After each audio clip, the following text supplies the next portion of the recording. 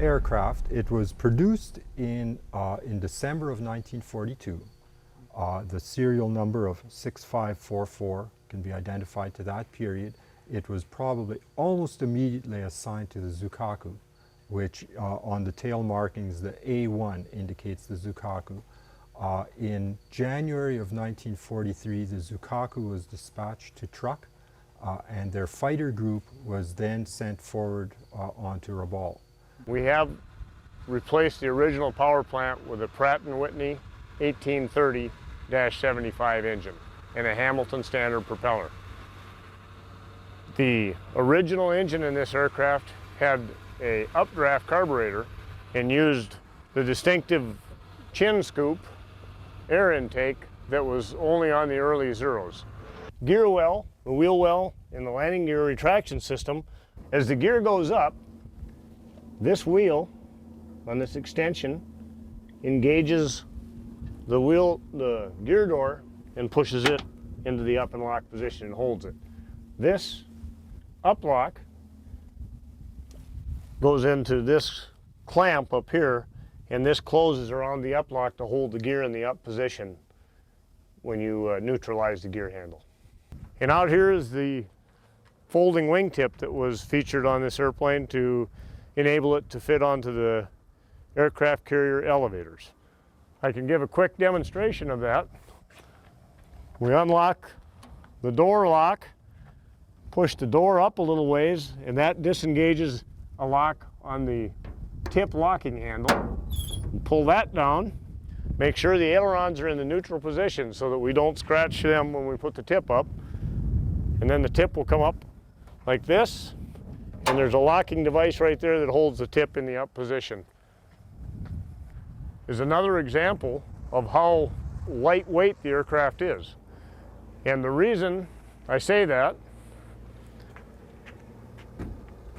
there's really no place to stand. Where you would get on a US fighter, you can walk on the wing, you can walk on the wing walk.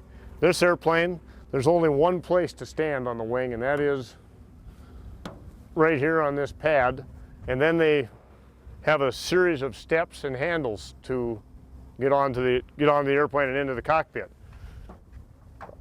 On the upper side of the fuselage are two handholds. This is a step. This is kind of neat. As you extend this step, a stirrup falls out that allows you to get up onto the wing. And then there's another step in the side of the fuselage. So as we get up on it,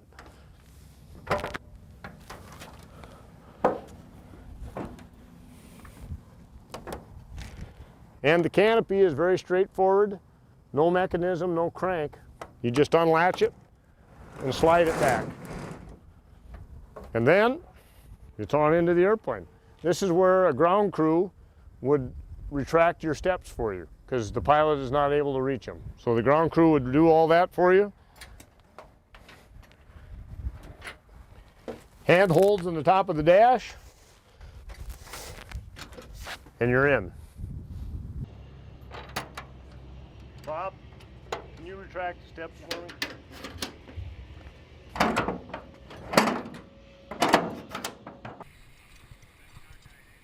Yeah, you want to pull the chocks?